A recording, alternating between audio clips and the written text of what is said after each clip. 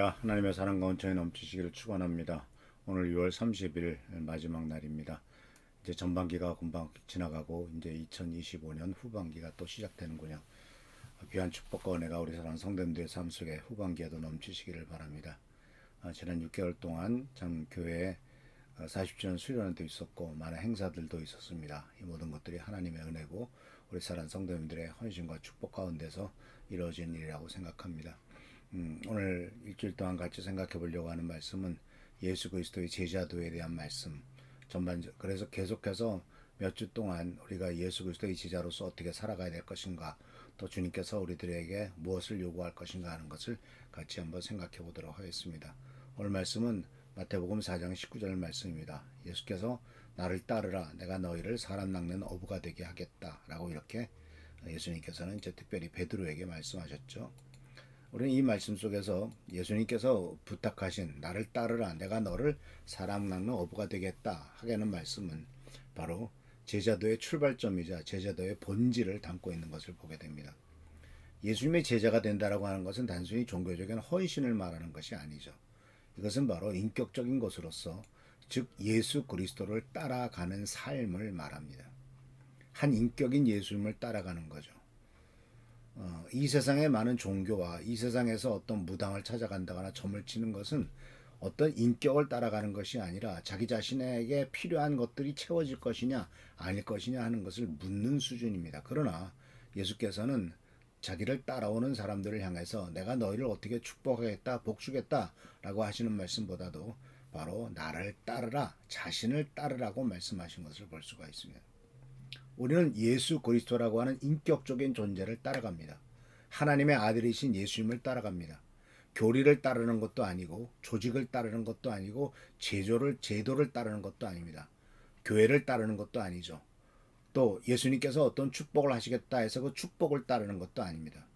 그리스도인을 부르는 예수님의 초대는 인격적인 만남이고 바로 그분과의 관계로부터 모든 제자도의 삶이 시작된다는 것을 볼 수가 있죠. 근데 예수님께서 이렇게 첫 번째 제자들에게 부르셨을 때 그들이 어떻게 했습니까? 자발적으로 순종으로 따라갔습니다. 바로 베드로는 물고기를 잡다가 따르렀고, 또 세베대의 두 아들은 그물을 깁다가 다 내두고 쫓아갑니다. 베드로 안드레는 배와 그물을 내려두고 즉시 따랐다라고 하는 것이죠. 이 즉시 따랐다라고 하는 말씀 속에서 우리들은 무엇을 보여주고 있냐면, 예수님의 부르심이라고 하는 것은 삶의 방향 전체를 바꾸는 강력한 부르심이다라고 하는 거예요. 지금까지 나는 물고기를 잡고 그것을 팔아서 먹고 살던 사람이었어요. 근데 주님께서 나를 따르라고 하니까 배와 그물을 내버려 두고 이제 주님을 따라가는 겁니다. 물론 우리들을 향해서도 너의 직업을 버리고 오직 나를 위해서 모든 것을 하라 이렇게 주님이 말씀하시진 않죠. 주님이 오늘 우리에게 말씀하신 것은 삶의 우선순위가 완전히 바뀌는 것이다라는 겁니다. 지금까지는 내 이익과 내 목적과 내 삶의 만족과 내가 원하는 것을 이루기 위해서 살아왔다면, 이제는 내가 원하는 것이 아니라 나를 따르라고 부르신 예수님께서 무엇을 원하는가라고 하는 것을 먼저 알고 따르라 하는 사실이죠. 이 말씀은 우리가 알다시피 사도 바울이 디모데에게 이런 말씀을 했습니다. 군대에 모집을 하는 사람, 또 군대를 따라가는 사람은 자기 목적이 아니라 군대로 부른 사람의 목적을 위해서 그 군대에 따라가게 된다라고 말하는 거죠.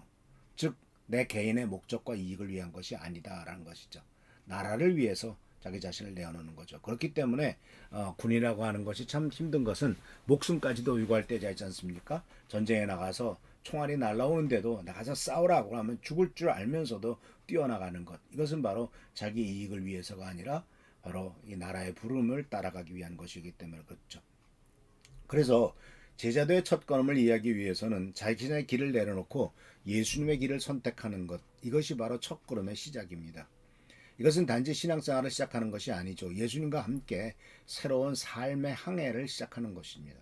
그리고 우리 인생의 항로가 이제 예수님에 의해서 결정되고 예수님을 따라가는 것이죠. 그래서 예수님께서 마태복음 4장 19절에 나를 따르라고 말씀하신 말씀은 그리스어 원문에서는 중요한 의미를 갖고 있죠.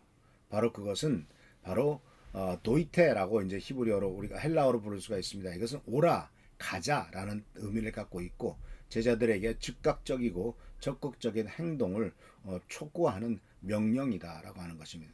그리고 그 이어서 나오는 말이 오피모 모우라고 하는 그 헬라어로 이어지는데 이 뜻은 바로 뭐냐면 나의 뒤를 따라라는 의미로서 제자들이 예수님을 중심으로 삶의 방향을 전하라고 하는 상징적 의미를 내포하고 있는 거죠.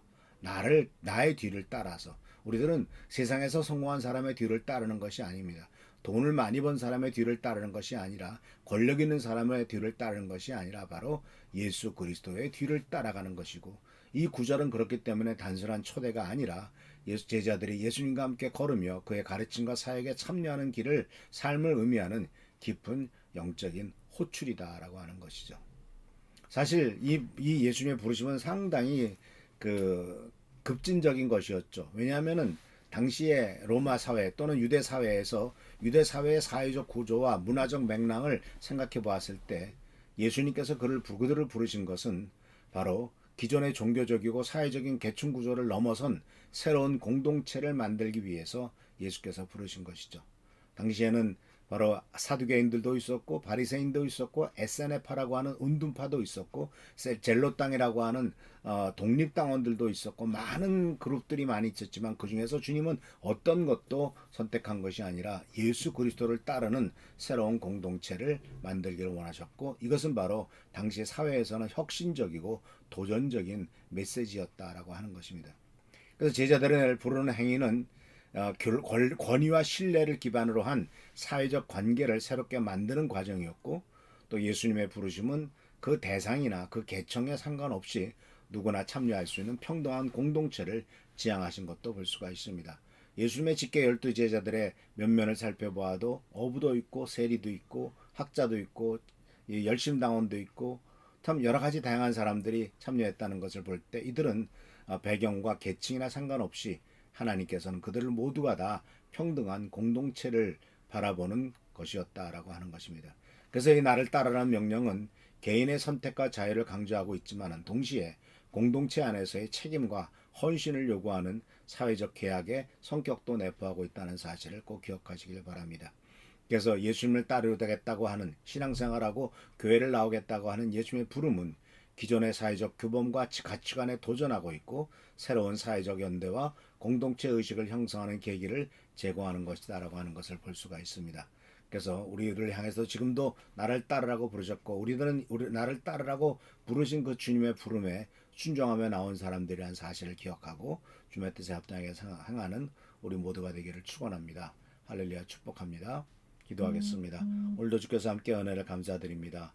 오직 주님을 의지하고 섬기는 우리의 삶이 되도록 하시고 나를 따르라고 부르신 주님의 부르심에 합당한 삶이 되도록 인도하여 주옵소서. 주께 감사하고 예수님의 이름으로 축복하며 간절히 기도하옵나이다. 아멘.